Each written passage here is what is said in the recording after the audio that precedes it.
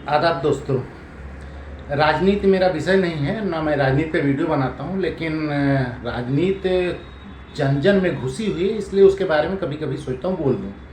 आज का मुद्दा जो है ये राजनीतिक दल जो समीक्षा बैठक करते हैं चुनाव के बाद या चुनाव के दौरान, जो उनको पदाधिकारी फीडबैक देते हैं, उसके संबंध में है कि कितना गलत फीडबैक देते हैं, उसका असर क्या होता है। तो जैसे अभी हाल में देखेंगे, प्रधानमंत्री जी बनारस से लड़ रहे थे तो उनका वोट परसेंटेज गिर गया। 2014 में मुलायम सिंह जी आजमगढ़ से लड़े थे तो उनकी हालत ख़राब थी। तो दोनों के साथ जो हुआ वो वहाँ के लोकल नेता जो फीडबैक देते थे उसके हिसाब से हुआ। अभी मैं इसमें पूरी बात बताऊंगा कि कैसे क्या होता है। हाल में एक घटना सामने आई थी, अक्टूबर-नवंबर 2023 की बात है। वहाँ बनारस में BHU यूनिवर्सिटी में कोई बच्ची पढ़ती थी, उसके साथ 3 गुंडों ने पिस्टल दिखा के बलात्कार की घटना की थी। वो लोग बेचारे इंसाफ मांग रहे थे, धरना प्रदर्शन कर रहे थे, और जो भी हुआ FIR दर्ज हुई, बहुत मुश्किल से हुई, लेकिन धरना देते रह गए वो लोग, लेकिन गिरफ्तारी नहीं हुई। मामला प्रधानमंत्री के क्षेत्र का था, कोई अखबार वाला या मीडिया वाला उठाता नहीं था, लोकल लोग उठाते थे, लेकिन धरना यूनिवर्सिटी में बराबर चलता रहा। वो धरना देने के लिए यूनिवर्सिटी के बाहर के लोग भी जाके कुछ घंटे वहाँ बैठते थे। यानी जन जन में ये बात पहुँचने लगी, माउथ पब्लिसिटी हुई कि यहाँ इतना बड़ा अत्याचार हुआ है और सरकार कुछ कर नहीं रही है। सरकार गाफिल थी, क्योंकि वहाँ से लोकल फीडबैक नहीं मिल रहा था कि इसका साइड इफ़ेक्ट क्या हो रहा है। जिसको फीडबैक देना है वो हर चीज़ को मास्टर स्ट्रोक बताते रहता था। बाद में जब ज़्यादा हल्ला दंगा हो गया तो जनवरी में शायद वो तीनों लड़कों की गिरफ्तारी हो गई, और फिर पता चला कि उनके फ़ोटो प्रधानमंत्री के साथ, बड़े बड़े मंत्रियों के साथ हैं, और वो IT सेल के लड़के निकले। गिरफ्तारी क्यों नहीं हुई थी तो लोग बताते हैं भोपाल में चुनाव कार्यक्रम था तो वहाँ चुनाव का नियंत्रण देख रहे थे, IT सेल का काम वहाँ कर रहे थे। जो भी हो, ये चीज़ें जन जन में आ गई। तो जब चुनाव मई में आया तो उसका रिफ्लेक्शन हुआ इस पे, चुनाव पे। वहाँ के लोग नहीं बताए थे कि ये हो रहा है। तो वो प्रधानमंत्री जो 3.5 लाख से कभी जीता था, 5 लाख से जीता था, वो 1,67,000 पे आ गया। अगर इसे नेशनल मीडिया पे चला दिया गया होता तो शायद पूरे जिले प्रदेश में और पूरे देश में सीटें कम होती और प्रधानमंत्री जी तो हार भी सकते थे, लेकिन मीडिया में इतना चला नहीं, इसलिए हुआ। लोकल ग्राउंड पे ये होता था, जब प्रधानमंत्री लोकसभा चुनाव में संदेश खाली बंगाल की घटना को उठाते थे और कहते थे अगर हमारी सरकार होती तो ये करते, हमारी सरकार ये होती तो वो करते, तो वहाँ धरना देने वाले आपस में बात करते, यहाँ तो हुजूर आपकी सरकार है, यहाँ आप क्या कर रहे हैं। उसका असर ज़्यादा पड़ा, यानी प्रधानमंत्री की बात झूठी मानी जाती थी। इस बात को प्रधानमंत्री तक वहाँ का लोकल उनका कार्यकर्ता पहुँचा सकता था, लेकिन लोकल कार्यकर्ता क्या, हर चीज़ को मास्टर स्ट्रोक बताता है। प्रधानमंत्री के साथ दिक्कत ये है कि उनसे कोई मिल नहीं सकता और उन्हें उनकी गलती कोई बता नहीं सकता, मीडिया कभी छाप नहीं सकता, तो उनको पहुँचती नहीं। जैसे उन्होंने कह दिया नाले की गैस से चाय बनाने वाली बात, उन्होंने जिस मीटिंग में, जिस हाल में कहा था, वहाँ 800 लोग बैठे थे, सब कोट पैंट टाई वाले, मतलब पढ़े लिखे लगते थे, पता नहीं थे कि नहीं, इसका मैं गारंटी नहीं देता, लेकिन लगते थे पहनावे से। वहाँ उन्होंने कहा कि नाले की गैस से पाइप लगा के और चूल्हा जलाया गया। किसी छोटे से नगर में नाले के पास कोई चाय का ठेला लेकर के खड़ा रहता था और चाय बना करके बेचता था। अब कोई चाय बनाने की बात आती है तो मेरा ध्यान जरा जल्दी जाता है, और वहीं पर एक नाली, गंदी नाली जाती थी। अब इसके दिमाग में कोई विचार आया, उसने एक छोटी सी बर्तन को उल्टा करके उसमें छेद करके एक पाइप डाल दी, और जो गटर से गैस निकलता था वो पाइपलाइन से उसके अपने चाय के ठेले में ले लिया, और वो चाय बनाने के लिए उसी गैस का उपयोग कर करके चाय बनाता था। सिंपल सी टेक्नोलॉजी। अगर वहाँ किसी ने बता दिया होता या बाद में किसी कार्यकर्ता ने बता दिया होता कि सर गैस जो है लिक्विड फॉर्म में आती है, वो प्रेशर से पाइप के द्वारा जाती है, नाले की गैस नहीं जा सकती, हो सकता है प्रधानमंत्री आगे ऐसी बातें बोलना बंद कर देते। लेकिन जब उन्हें बताया नहीं गया कि पब्लिक में इसका साइड इफेक्ट गलत जा रहा है, कि आपको कुछ जानकारी नहीं, तो वो आगे बोलते गए। बच्चों के, इंटर कॉलेज के बच्चे थे, उनके बीच में बैठ के उन्होंने ग्लोबल वार्मिंग के बारे में बयान दिया। उनका ग्लोबल वार्मिंग उनमें कुछ नहीं होती, वो हमारी आयु जब बढ़ती है ना तो हमारी सहन शक्ति कम हो जाती है। तो हम कहते हैं पिछले साल से ज़्यादा सर्दी इस वक्त है। ग्लोबल वार्मिंग कुछ नहीं।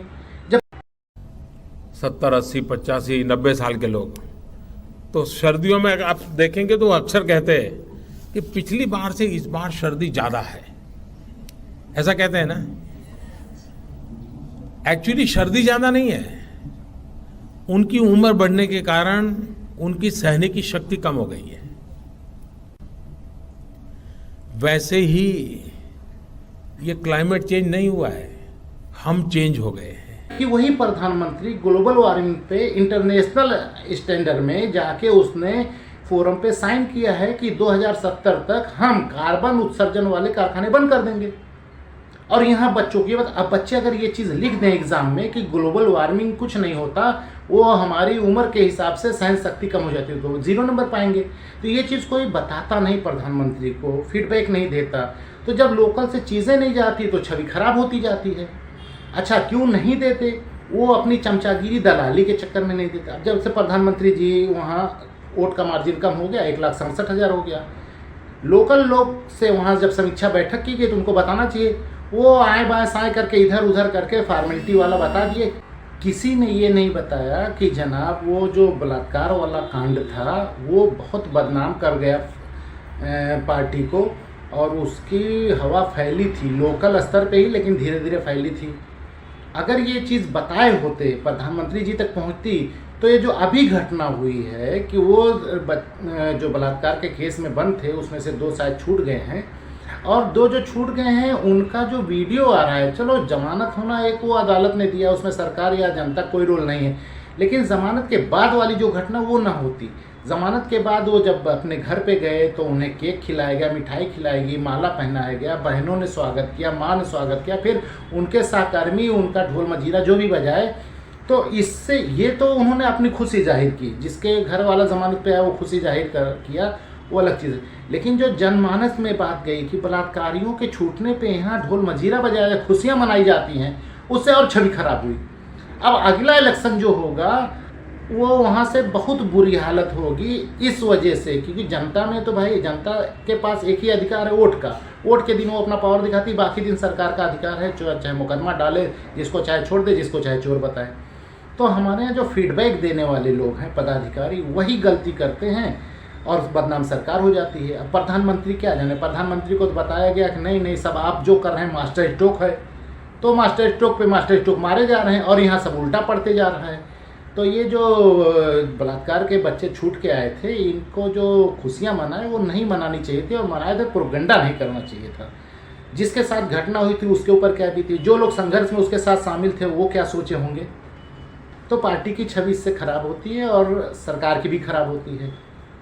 ऐसे एक घटनाक्रम मुलायम सिंह का बताऊं, वो 2014 में आजमगढ़ से चुनाव लड़ रहे थे, तो लोग वहाँ पे जो उनके प्रतिनिधि थे जिनको उन्होंने चुनाव प्रभारी बनाया था, रोज़ फीडबैक देते, 5 लाख से जीत रहे हैं, 10 लाख से जीत रहे हैं, जो भी रहता था। वहाँ पे एक निज़ामाबाद के विधायक आलम बदी हैं, वो बुज़ुर्ग नेता हैं, उनकी बहुत इज्जत है। मुलायम सिंह जी भी बहुत इज्जत करते थे। वो बिना पास हो, बिना अपॉइंटमेंट के मिलने जाते थे, किसी मिलते उलते नहीं है, लेकिन जिससे मिलना रहता डायरेक्ट चले जाते थे। वहाँ पे वो चुनाव में अपने निज़ामाबाद क्षेत्र में प्रचार कर रहे थे, हालत गड़बड़ थी, वो चले आए लखनऊ। नेताजी रात को हेलीकॉप्टर से आते थे पूरा प्रचार उचार करके, तो वो बैठे थे उनके घर पे ही। जब नेताजी पहुँचे तो पता चला चाचा आए हैं। तो उन्होंने कहा कैसे आना हुआ, कहन कि आजमगढ़ नहीं कहीं जइयो।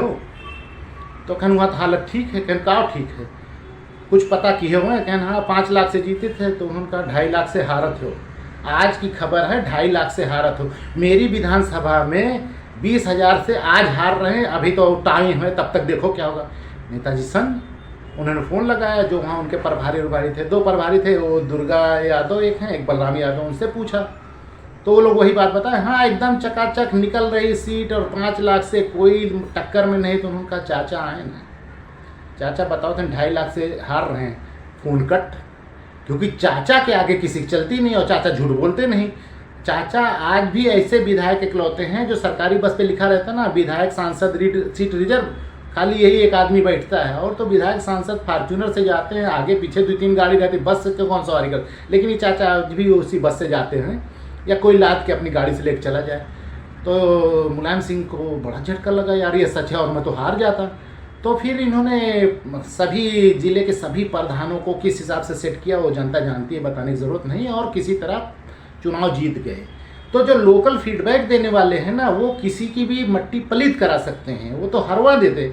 मुलायम सिंह हार जाते और ये होता लोकसभा का चुनाव मुलायम सिंह हारे और उनके चेले ने हराया, रमाकांत यादव ने, उनके चेले ने उनको लाखों वोट से हराया, ये हेडिंग चलती। लेकिन वो तो एक सच्चा था जो आके वहाँ फीडबैक दे दिया, इन्होंने कोशिश किया और जीत गए। वही हाल मोदी जी का हुआ। अगर मोदी जी के खिलाफ इस बार कोई राष्ट्रीय नेता लड़ा होता और इस घटना को हाईलाइट कर चुका होता कि बनारस में ऐसे ऐसे हुआ है, तो उस पर चुनाव हार जाते वो। तो उसमें मोदी जी का क्या दोस्त भाई, वो प्रधानमंत्री है, वो जब बैठे थोड़ी नहीं बनारस में, लेकिन जिनको अपना प्रतिनिधि चुने वो गलत रिपोर्ट देते हैं। तो मैं ये कहता हूँ कि जो राजनीतिक दल हैं उनको फीडबैक देने वाले जो हैं वो सब अब दलाल हो गए हैं, वो कुछ कह ही नहीं सकते, वो गलत काम को भी मास्टर स्ट्रोक कहते हैं। जैसे मोदी जी के 2 उदाहरण मैंने दिया ना, नाले से गैस वाली या ग्लोबल वार्मिंग वाली, वो बोले आज तक किसी ने बताया नहीं कि सर ये आपने गलत कहा है, इसको आप सुधार लीजिए। नहीं वो हो गया, कह दिए तो कह दिए।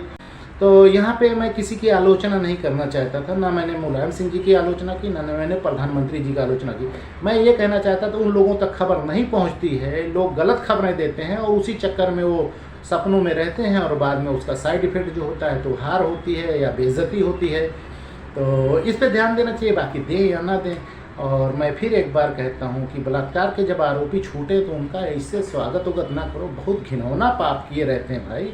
और बहन कैसे मिठाई खिला दी और बहन कैसे, माँ कैसे मिठाई खिला दी पता नहीं, और वो कौन सी माएँ हैं जो माला पहना रही हैं। खैर ठीक है, सबका अपना अपना नेचर संस्कार है, जो जैसा करना चाहे, लेकिन ये गलत है।